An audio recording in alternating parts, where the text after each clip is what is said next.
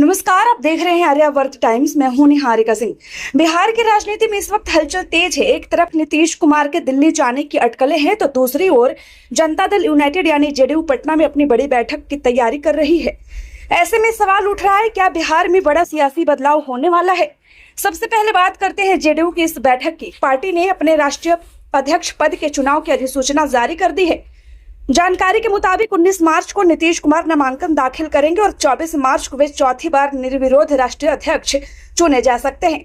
इस बीच पटना में राष्ट्रीय परिषद और राष्ट्रीय कार्यकारिणी की बैठक बुलाने की तैयारी भी तेज हो गई है। हालांकि तारीख अभी तय नहीं हुई है, लेकिन सूत्रों की माने तो देश भर से जेडीयू के डेलीगेट्स इस बैठक में शामिल होंगे।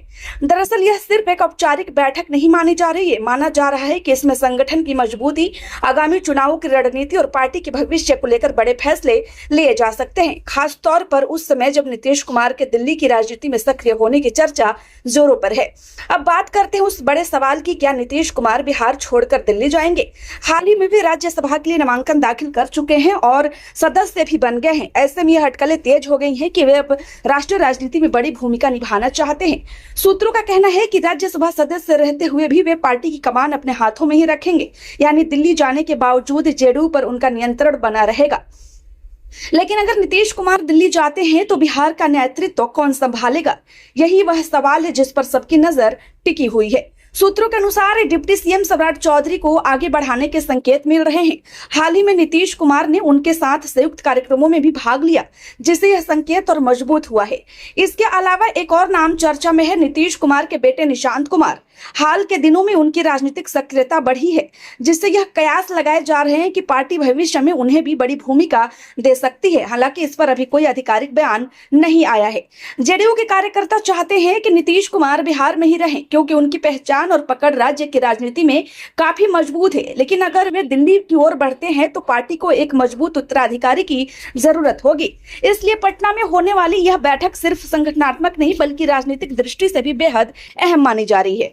इस बैठक में 3 बड़े मुद्दों पर खास चर्चा हो सकती है। पहला, पार्टी का राष्ट्रीय विस्तार, दूसरा, बिहार में नेतृत्व परिवर्तन और तीसरा, नीतीश कुमार की नई राजनीतिक भूमिका।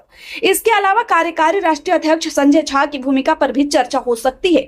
माना जा रहा है कि संगठन को मजबूत करने में उनकी भूमिका आगे भी जारी रह सकती है। पिछले वर्षों में जेडीयू के राष्ट्रीय परिषद की बैठकें पटना में होती रही है, जहां सदस्यता अभियान और संगठन विस्तार पर जोर दिया गया। लेकिन इस बार का माहौल अलग है, क्योंकि यह बैठक ऐसे समय में हो रही है जब पार्टी एक बड़े राजनीतिक मोड़ पर खड़ी है। राजनीतिक विशेषज्ञों का मानना है कि अगर नीतीश कुमार दिल्ली राजनीति में सक्रिय होते हैं तो न सिर्फ बिहार बल्कि राष्ट्रीय राजनीति में भी बड़ा बदलाव ला सकता है। खास तौर पर विपक्षी राजनीति में उनकी भूमिका अहम हो सकती है। अब सबसे बड़ा सवाल यह है, क्या बिहार में सत्ता परिवर्तन का संकेत है यह?